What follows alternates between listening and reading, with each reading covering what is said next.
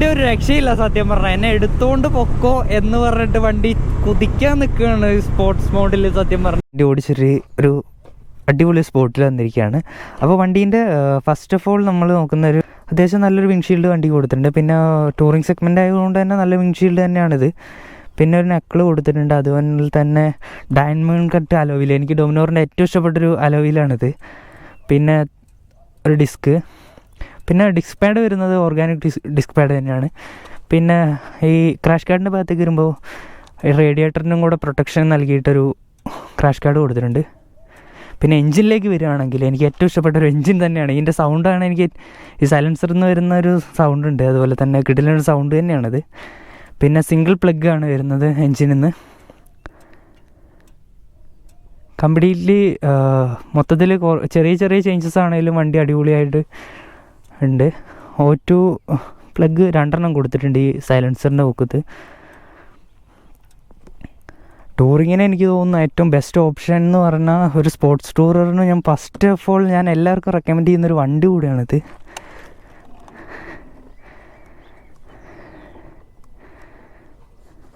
പിന്നെ മീറ്ററിലേക്ക് വരുന്ന സമയത്ത് road, sports, rain, off road മോഡൊക്കെ എന്ന് വെച്ചിട്ടുണ്ടെങ്കിൽ നമുക്ക് ABS ഓഫ് ആക്കാനുള്ള ഓപ്ഷനൊക്കെ ഈ വണ്ടി കൊടുത്തിട്ടുണ്ട്.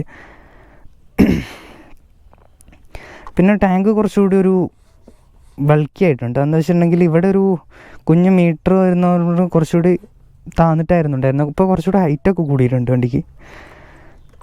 അതുപോലെ തന്നെ വണ്ടീൻ്റെ വെയിറ്റിനെ പറ്റി സംസാരിക്കുകയാണെങ്കിൽ 193 കിലോ ആണ് വണ്ടി വരുന്നത്. പക്ഷെ അതൊന്നും നമുക്ക് ഒരിക്കലും ഫീൽ ചെയ്യില്ല കേട്ടോ ഇത് ഓടിക്കുന്ന സമയത്ത്.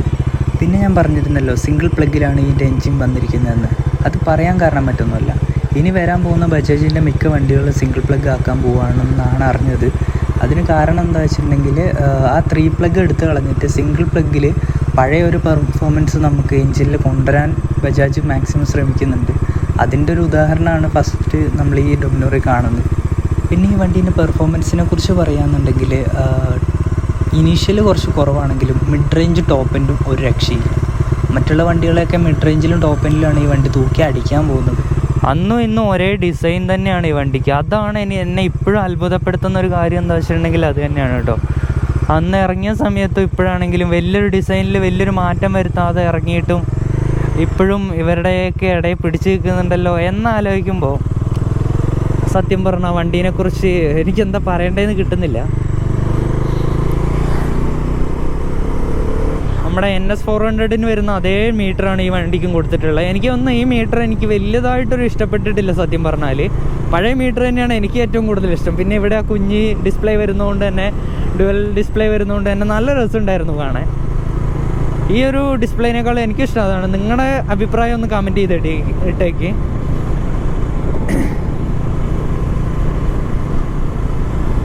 റോഡ് മോഡിൽ കിടക്കുന്നതുകൊണ്ടായിരിക്കും വലിയ കുഴപ്പമില്ലാണ്ട് നമുക്ക് ജസ്റ്റ് ഇതൊന്ന് സ്പോർട്സ് മോഡിലേക്ക് ആക്കി നോക്കാം.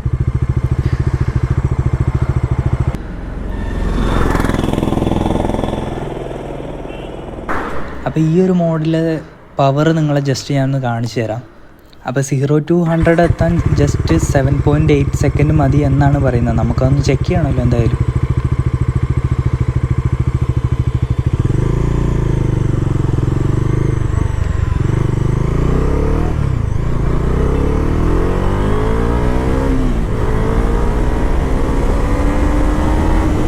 ഇപ്പം നിങ്ങൾ ജസ്റ്റ് ആ മീറ്റർ ഒന്ന് ശ്രദ്ധിച്ചിരുന്നോ? സ്റ്റോപ്പ് വാച്ചിൽ നമ്മൾ സ്റ്റോപ്പ് വാച്ച് ഓണാക്കി വെച്ച പോലെയാണ് ആ മീറ്ററിൽ സ്പീഡ് കയറി പോകുന്നത്.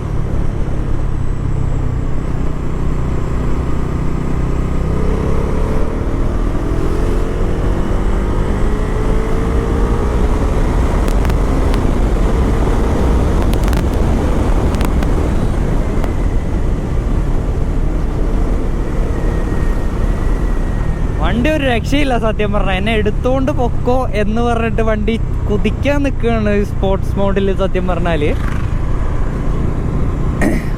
ഒരു രക്ഷയില്ലാത്ത വണ്ടി. എനിക്കെന്താ പറയുക, കഴിഞ്ഞ മോഡൽ ഈ ഒരു മോഡലും വെച്ച് നോക്കുമ്പോൾ പവറിൽ വലിയൊരു വ്യത്യാസം എനിക്ക് തോന്നിയിട്ടില്ല. പക്ഷേ എന്താ ഇപ്പോൾ പറയുക വണ്ടീനെ പറ്റി, രണ്ടും എനിക്ക് കമ്പയർ ചെയ്യാൻ പറ്റുന്നില്ല. എനിക്ക് രണ്ടും ഇഷ്ടപ്പെട്ടു എന്ന് വേണമെങ്കിൽ പറയാം. പക്ഷേ എനിക്ക് കുറച്ചുകൂടി ഇഷ്ടപ്പെട്ടൊരു മോഡല് ഇത് കുറച്ച് കാലം ഓടിച്ചാലേ സത്യം പറഞ്ഞാൽ നമുക്ക് വണ്ടിനെ കുറിച്ച് എന്തെങ്കിലുമൊക്കെ ഒന്ന് കത്താൻ തുടങ്ങുള്ളൂ. പിന്നെ ഫസ്റ്റ് ഓഫ് ഓൾ പറയുകയെന്നുണ്ടെങ്കിൽ നല്ലൊരു കംഫർട്ടാണ്. ടൂറിങ് കംഫർട്ട് എന്ന് പറഞ്ഞു കഴിഞ്ഞാൽ ടൂറിങ്ങിനൊക്കെ പറ്റിയ, നമുക്ക് എങ്ങനെ വേണമെങ്കിലും കൊണ്ടുപോകാൻ എന്നുള്ളൊരു മൈൻഡ് സെറ്റിൽ നിൽക്കുന്നൊരു വണ്ടിയും കൂടിയാണിത്. എനിക്ക് തോന്നുന്നു ഈ 2 മോഡൽസിൽ ടൂറിങ് മോഡൽ എടുക്കുന്നതായിരിക്കും കുറച്ചുകൂടി ബെറ്റർ ഓപ്ഷൻ. കാരണം എന്താ വെച്ചിട്ടുണ്ടെങ്കിൽ ഇതിലെല്ലാ ഫീച്ചേഴ്സും വരുന്നുണ്ട്. അത്യാവശ്യം നമുക്ക് പൊളിക്കാം എന്നൊരു സെഗ്മെൻറ്റിൽ നിൽക്കുന്നൊരു വണ്ടിയാണിത്. നമുക്ക് സമാധാനം, അല്ലെങ്കിൽ ഒരു പൊട്ടിച്ച് പോകണമെങ്കിൽ ആ ഒരു രീതിക്കുള്ള വണ്ടിയാണിത്.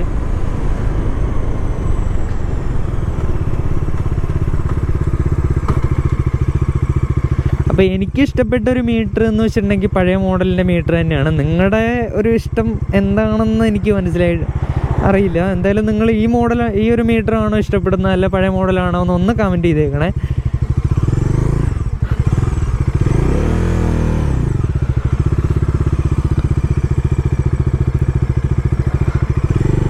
ആ ഒരു എടുത്തടിക്കുന്ന ഫീൽ ഈ ഒരു വണ്ടിയിലും ഡൊമിനോർ ഒട്ടും കുറവ് വരുത്താതെ തന്നെ കൊണ്ടുവന്നിട്ടുണ്ട് എന്നുള്ളതാണ് മറ്റൊരു സത്യം.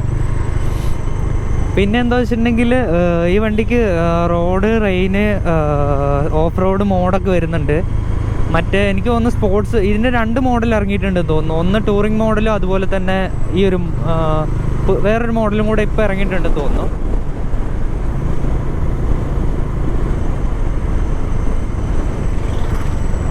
ബജാജ് ഇറക്കിയതിൽ വെച്ചിട്ട് എനിക്ക് ഏറ്റവും ഇഷ്ടപ്പെട്ടൊരു വണ്ടി എന്ന് വേണമെങ്കിൽ പറയാം. ബജാജിൻ്റെ ഏറ്റവും ടോപ്പിൽ നിൽക്കുന്ന ഒരു വണ്ടിയൊന്നും അല്ലെങ്കിലും ഈ വണ്ടി ബജാജിൻ്റെ, എനിക്ക് തോന്നുന്നു എൻ്റെ ഒരു ഒപ്പീനിയനിൽ ഏറ്റവും ടോപ്പിൽ തന്നെയാണ് ഈ വണ്ടി എന്ന് വേണമെങ്കിൽ ഞാൻ പറയും. അതിന് കാരണം മറ്റൊന്നല്ല, വണ്ടി അടിപൊളിയാണ്.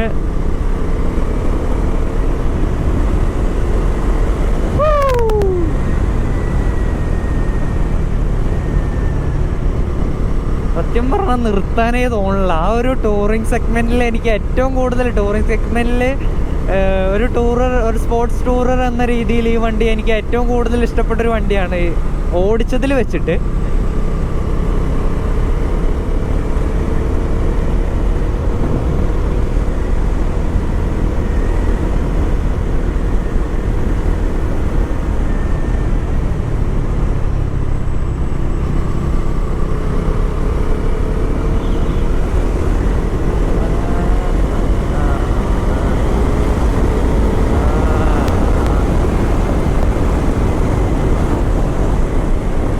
കയറ്റമൊക്കെ സത്യം പറഞ്ഞാൽ വണ്ടി 5ാമത്തെ ഗിയറിൽ സ്മൂത്തായിട്ടായിരുന്നു കയറി പോണേ, ഒരു ഇതുമില്ലാതെ.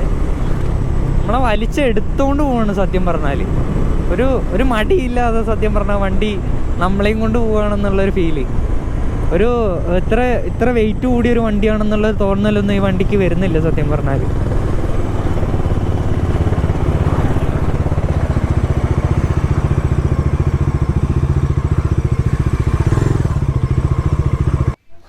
അത് ഞാൻ നേരത്തെ പറഞ്ഞ പോലെ തന്നെ നമ്മുടെ കുഞ്ഞൻ മീറ്റർ എടുത്ത് കളഞ്ഞിട്ട് അവിടെ ചെറിയൊരു ചാർജ് ചെയ്യാനുള്ള സെറ്റപ്പൊക്കെ സെറ്റ് ചെയ്തിട്ടുണ്ട്. അതായിരുന്നു കുറച്ചുകൂടി ബെറ്റർ എന്ന് എനിക്ക് ഇപ്പോഴും തോന്നുന്നു ഇത് കാണുമ്പോൾ. പിന്നെ മീറ്ററിലേക്ക് വരികയാണെന്നുണ്ടെങ്കിൽ നമ്മുടെ NS400 വരുന്ന സെയിം മീറ്റർ തന്നെയാണ് ഈ വണ്ടിക്കും കൊടുത്തിരിക്കുന്നത് ബജാജ്. പിന്നെ എനിക്ക് പറയാനുള്ളത് ഈ വണ്ടീൻ്റെ എൻജിനെ കുറിച്ചാണ്. 373cc liquid cool single plug വരുന്ന സിംഗിൾ സിലിണ്ടർ എൻജിനാണ്. പിന്നെ പറയാനുള്ളതെന്ന് വെച്ചിട്ടുണ്ടെങ്കിൽ ഈ വണ്ടീൻ്റെ സൈലൻസർ എന്ന് വരുന്ന ആ ഒരു സൗണ്ട് എനിക്ക് ഭയങ്കര ഒരു ഇഷ്ടമുള്ളൊരു സൗണ്ട് കൂടിയാണ് കേട്ടോ അത്. പിന്നെ ഡിസ്കിലേക്ക് വരുമ്പോൾ ഫ്രണ്ട് 320mm ബാക്ക് 230mm ആണ് ഡിസ്ക് വന്നിരിക്കുന്നത്. രണ്ടും ഓർഗാനിക് ഡിസ്ക് പാഡ് തന്നെയാണ്. അതുപോലെ തന്നെ ഒരു ടോപ്പ് ബോക്സ് ക്യാരിയറും അതുപോലെ തന്നെ പില്ലിയൻ കംഫർട്ടിനാണെങ്കിൽ അതിന് കൂടെ തന്നെ ഒരു ബാക്ക് റെസ്റ്റും നമുക്ക് തന്നിട്ടുണ്ട്. ബാക്ക് സീറ്റ് അത്ര ഒരു കുഷ്യൻ അല്ലെങ്കിലും ഫ്രണ്ട് സീറ്റ് അടിപൊളിയാണ്. പിന്നെ പറയാനുള്ളത് വണ്ടീൻ്റെ ഷോക്കിനെ കുറിച്ചാണ്. ഒരു 43mm ഒരു അപ്പ് സൈഡ് ഫോർക്ക് നമുക്ക് തന്നിട്ടുണ്ട്. ഒരു കുഞ്ഞനൊരു അണ്ടർബെല്ലിയും കൂടെ കൊടുത്തിട്ടുണ്ട്. 2 സൈഡ് പ്ലാസ്റ്റിക് ആണെങ്കിലും സെൻറ്ററിലൊരു അലൂമിനിയം കോട്ടിംഗ് ആയിട്ടാണ് സാധനം വന്നിരിക്കുന്നത്. എന്തായാലും കൊള്ളാം. ഒരു അഡ്ജസ്റ്റബിൾ ക്ലച്ച് ലിവറും വണ്ടിക്ക് കൊടുത്തിട്ടുണ്ട്. എനിക്ക് തോന്നുന്നു ആഫ്റ്റർ മാർക്കറ്റ് പോകുന്നതിൽ നല്ലത് അടിപൊളി ഇത് കമ്പനി തന്നെ പ്രൊവൈഡ് ചെയ്യുന്നുണ്ട് ഇപ്പോൾ. പിന്നെ എനിക്ക് പറയാനുള്ളത് വണ്ടീൻ്റെ ഹീറ്റിങ്ങിനെ കുറിച്ചാണ്. ചെറിയ രീതിക്കുള്ള ഹീറ്റിംഗ് ഉണ്ട്. റണ്ണിങ് കണ്ടീഷനിൽ ടോർക്ക് കൂടിയ വണ്ടി ആയതുകൊണ്ട് തന്നെ നമുക്ക് റണ്ണിങ് കണ്ടീഷനിൽ ഒരുപാട് മനസ്സിലാവില്ല. പിന്നെ മര്യാദയ്ക്കൊക്കെ ഓടിക്കുകയെന്നുണ്ടെങ്കിൽ അത്യാവശ്യം കുഴപ്പമില്ലാത്ത രീതിക്കുള്ളൊരു മൈലേജും കിട്ടുന്നുണ്ട്. ഒരു 30ൻ്റെ അടുത്ത് മൈലേജും കിട്ടുന്നുണ്ട്, 25 to 30. പിന്നെ വണ്ടീൻ്റെ സീറ്റ് ഹൈറ്റ് വരുന്നത് 800 mm ആണ്. എനിക്ക് കുഴപ്പമില്ലാത്ത രീതിക്ക് എനിക്ക് എളുപ്പത്തിന് കാലം എത്തുന്നുണ്ട്. പിന്നെ ഈ വണ്ടിയിൽ പ്രധാനപ്പെട്ടൊരു കാര്യം ഞാൻ മറന്നുപോയി പറയാൻ. സത്യം പറഞ്ഞാൽ ഈ വണ്ടിക്ക് ആക്സിലേറ്റർ കേബിൾ ഇല്ല, കംപ്ലീറ്റ്ലി സെൻസർ വെച്ചിട്ടാണ് വർക്ക് ചെയ്യുന്നത്. അപ്പോൾ ഈ വീഡിയോ ഇവിടെ വൈൻഡപ്പ് ചെയ്യാൻ പോവുകയാണ്. അപ്പോൾ അടുത്തൊരു വീഡിയോയിൽ കിടിലൊരു വണ്ടിയായിട്ട് വരുന്നവരെ നമുക്ക് കാണാം. അപ്പോൾ ചാനൽ സബ്സ്ക്രൈബ് ചെയ്യാത്തവരൊന്ന് സബ്സ്ക്രൈബ് സപ്പോർട്ട് ചെയ്തേക്കുക.